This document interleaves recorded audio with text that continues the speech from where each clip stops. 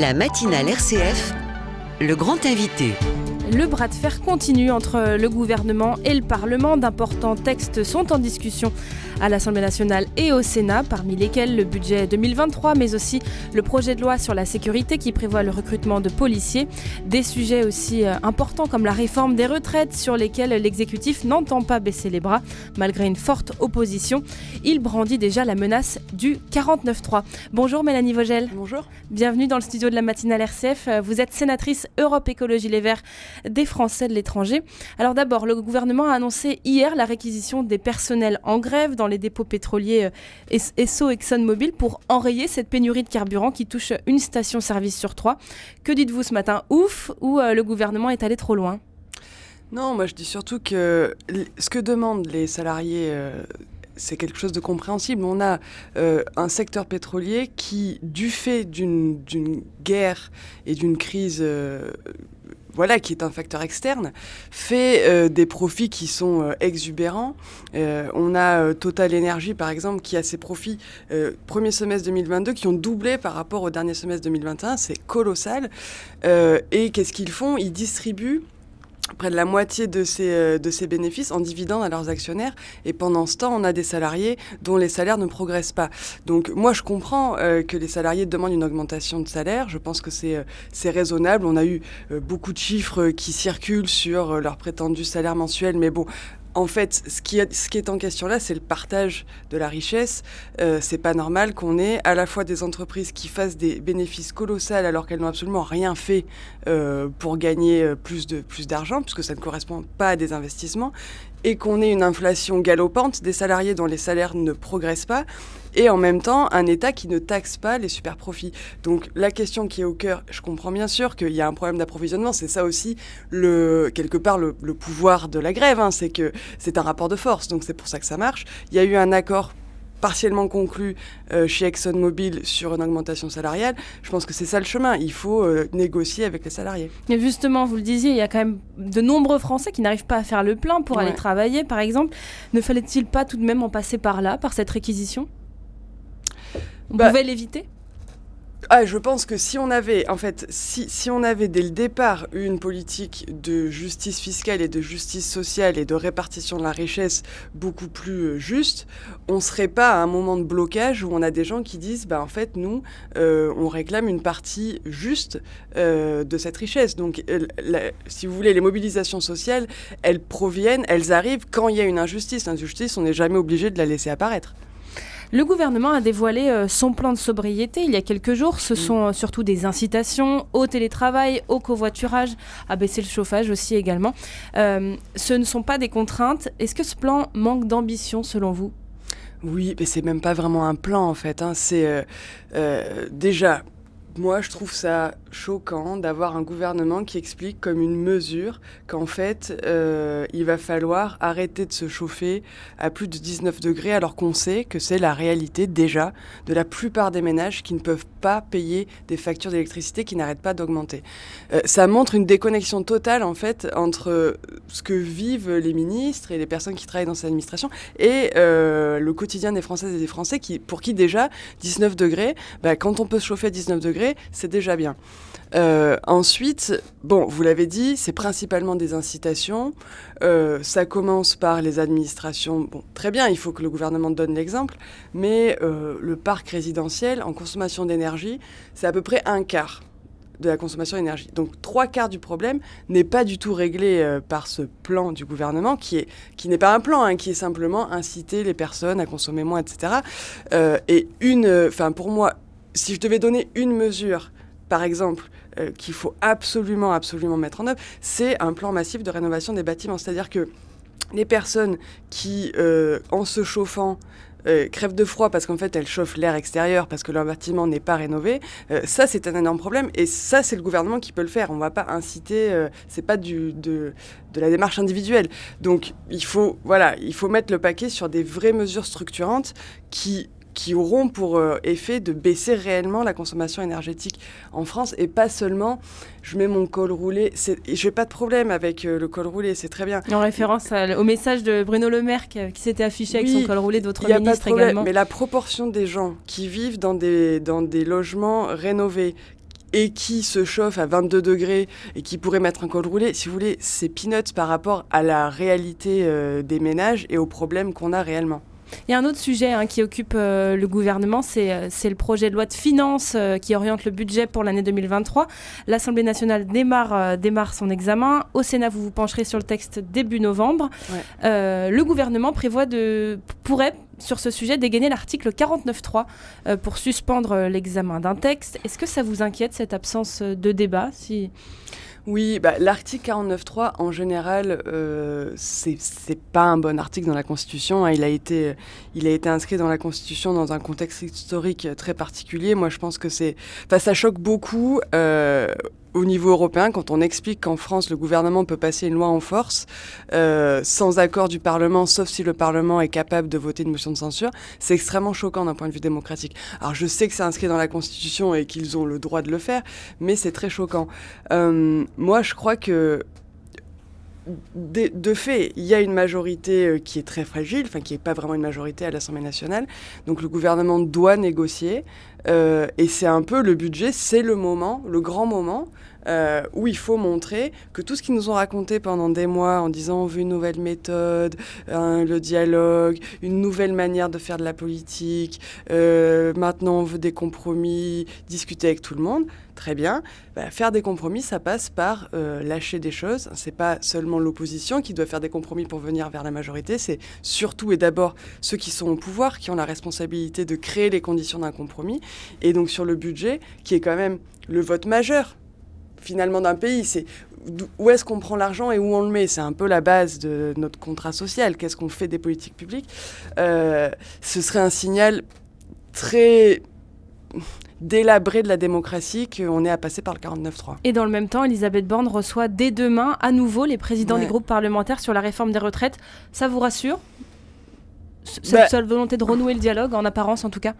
Non, mais en fait, parce que le problème, c'est que le dialogue, c'est pas simplement se parler, c'est aussi s'écouter. Et il faut qu'il y ait quelque chose qui change après la discussion par rapport à avant la discussion. Si vous recevez des gens que vous leur parlez, mais qu'à la fin, il ne s'est rien passé, c'est pas un dialogue, d'accord ? C'est une conversation de couloir. Le principe d'un dialogue, d'une négociation, d'un compromis, c'est que on a cette position et puis celle-là, on discute et puis on arrive quelque part au milieu. Là, pour l'instant, le gouvernement considère à tort qu'ils ont un mandat pour faire la réforme des retraites et pour augmenter l'âge légal de départ à la retraite. Moi, je considère qu'ils ne l'ont pas. Emmanuel Macron a fait 20% des inscrits au premier tour de l'élection présidentielle. C'est pas un mandat et les gens n'ont pas voté sur la réforme des retraites, on le sait très bien. Et ils considèrent qu'ils ont un mandat pour le faire et en fait, ils essaient de convaincre tous les autres qu'ils ont raison. Mais c'est pas ça le dialogue. Le dialogue, c'est écouter le fait que si les autres sont pas d'accord avec vous, c'est pas forcément qu'ils ont pas compris ou qu'ils ont tort, c'est qu'en fait, ils ont des arguments pour pas être d'accord avec vous. Et la réforme des retraites, c'est une réforme qui est profondément injuste. Elle va toucher qui, la réforme des retraites, si on allongeait le délai légal de départ à la retraite ?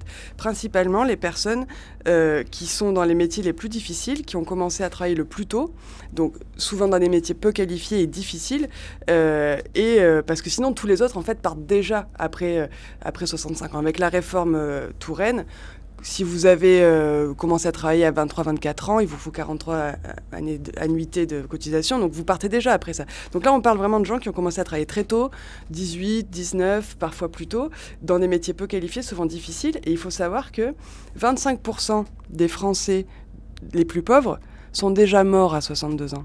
Et donc, c'est une réforme qui va principalement aller toucher ces personnes-là. Tous les autres, en fait, ne sont pas touchés. Donc, moi, je peux pas me résoudre à ce qu'on m'explique c'est du dialogue, parce qu'en fait, on va continuer à faire la même chose. Mélanie Vogel, la semaine prochaine, lors de la niche parlementaire des élus écologistes, sera examinée votre proposition de loi qui vise à inscrire dans la Constitution le droit à l'interruption volontaire de grossesse. En quoi était-ce nécessaire, selon vous ? C'est nécessaire pour plusieurs raisons. La première raison, c'est que ce qui se passe dans le monde démontre que le droit à l'avortement et le droit en général des femmes n'est jamais acquis, c'est le cas en général des droits fondamentaux, il peut toujours être attaqué.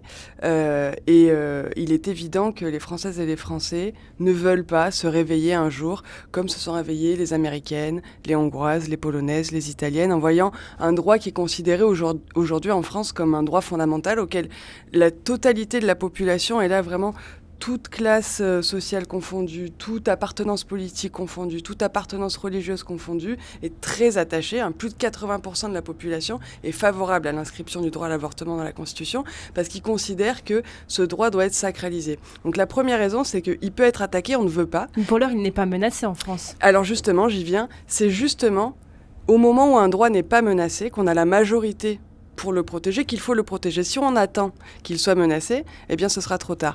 Et moi, je parle beaucoup avec des Polonaises, par exemple, qui vivent aujourd'hui dans un pays où, globalement, il n'est plus possible d'accéder à l'avortement, et qui me disent, mais si seulement on avait fait ça quand on pouvait le faire, eh bien on n'en serait pas là aujourd'hui. Et c'est la même chose aux États-Unis. Si seulement il y avait eu un amendement à la Constitution pour ancrer ce droit-là dans la Constitution, on n'aurait pas pu avoir ce jugement de la Cour suprême.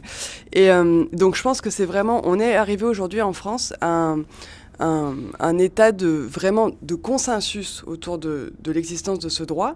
Et le mettre dans la Constitution, c'est faire une chose très simple. C'est rehausser sa protection juridique. C'est simplement dire ce qu'on a aujourd'hui, qu'on a acquis grâce à des combats auxquels ont participé la droite et la gauche. C'est vraiment le droit à l'avortement, a été enrichi par toutes les familles politiques en France. Et ce que je considère être un véritable acquis républicain. Aujourd'hui, on veut mieux le protéger, le rehausser au niveau de droit fondamental dans ce qui est notre plus grand contrat social, la Constitution, l'échelle suprême des normes, pour que si demain, il y ait une majorité pour attaquer ce droit, eh bien, une loi régressive ne soit pas constitutionnelle. Ça ne changerait rien. Vous le rendriez intouchable, ce droit? On pourrait toujours l'améliorer, mais on ne pourrait pas l'attaquer par rapport à l'existant. Votre parti Europe Écologie Les Verts traverse un moment pour le moins difficile depuis cette rentrée et depuis les accusations rendues publiques à l'encontre de son ancien secrétaire national, Julien Bayou, accusé par son ex-compagne de violence psychologique. Il a démissionné de ce poste. Marine Tondelier, qui est conseillère municipale à Hénin-Beaumont dans le Pas-de-Calais, a annoncé sa candidature. Elle plaide pour une refondation totale du parti. Est-ce que c'est une étape essentielle pour tourner la page aujourd'hui ? Oui, moi j'ai toujours plaidé, depuis que je suis membre d'Europe Écologie Les Verts, pour que ce parti soit refondé. La manière dont est organisé notre parti s'explique par son histoire, mais je crois qu'elle est plus opérationnelle aujourd'hui. On a beaucoup de choses dans notre fonctionnement interne qui nous concentre beaucoup sur nous-mêmes au lieu de nous donner les moyens de vraiment s'adresser aux Françaises et aux Français. Je ne vais pas rentrer dans les détails des procédures d'Europe Écologie Les Verts parce que je pense que ça ennuie tout le monde, y compris beaucoup d'adhérents d'Europe Écologie Les Verts. Mais je pense effectivement que c'est le moment de refonder ce parti, d'en faire un parti plus ouvert, qui fonctionne avec des règles plus claires, que quand les gens arrivent, ils se sentent bien, accueillis. Et voilà, donc je suis tout à fait d'accord avec ça. Une question qui se pose pour Adrien Quatennens, qui est lui visé par une plainte, je le précise, et qui a avoué les faits. Et qui a avoué les faits. La question se pose pour lui de démissionner ou non de son mandat de député. Est-ce que vous souhaitez vous poser cette question à Julien Bayou? Est-ce que alors la situation n'est pas du tout comparable, oui, parce que donc non, pour moi la question pour Julien Bayou ne se pose pas dans le sens où on n'a pas vraiment d'accusation claire, on n'a pas de faits qui ont été révélés, ni par la personne, ni par une enquête journalistique, ni par autre chose. Et donc on ne sait pas de quoi il est accusé. Et puis ce qu'on entend, c'est qu'il n'y aurait pas de fait pénalement répréhensible. Donc je crois que c'est totalement différent d'une situation de violence conjugale où il y a de main courante une plainte et un aveu de la personne en cause. Donc pour moi, les situations ne doivent pas être comparées. Je sais que dans le brouillard médiatique, ces choses sont arrivées en même temps et que dans les esprits, elles se télescopent, mais vraiment, les situations n'ont rien à voir. Une dernière question, en quelques mots, si vous le voulez bien. Sandrine Rousseau, la députée qui a révélé cette affaire, ces accusations, on envisage pour elle une protection policière. Est-ce que cette affaire a pris des proportions justement disproportionnées? Est-ce que cette cellule qui est aussi chargée de gérer ces questions de violence sexistes et sexuelles a un petit peu débordé au sein d'Europe Écologie Les Verts? Ah non, la cellule n'a pas débordé. En fait, c'est pas Sandrine Rousseau qui a révélé les faits. C'est vrai que ce qu'elle a dit à la télé a participé à la médiatisation large de cette affaire. Mais les faits étaient dans la presse depuis juillet. La cellule, elle travaillait depuis juillet et elle continue à travailler de la même manière. Mais la mise sous protection, enfin l'éventuelle mise sous protection policière de Sandrine Rousseau, ce que ça démontre surtout, c'est la violence qui s'exerce dans la société, en particulier vis-à-vis des femmes et en particulier quand elles sont féministes. On peut être d'accord ou pas d'accord avec Sandrine Rousseau. Je pense que tout démocrate et toute démocrate en France devrait s'accorder sur le fait que la violence qu'elle subit ne peut pas être tolérée dans la société. Merci beaucoup Mélanie Vogel, sénatrice Europe Écologie Les Verts des Français de l'étranger.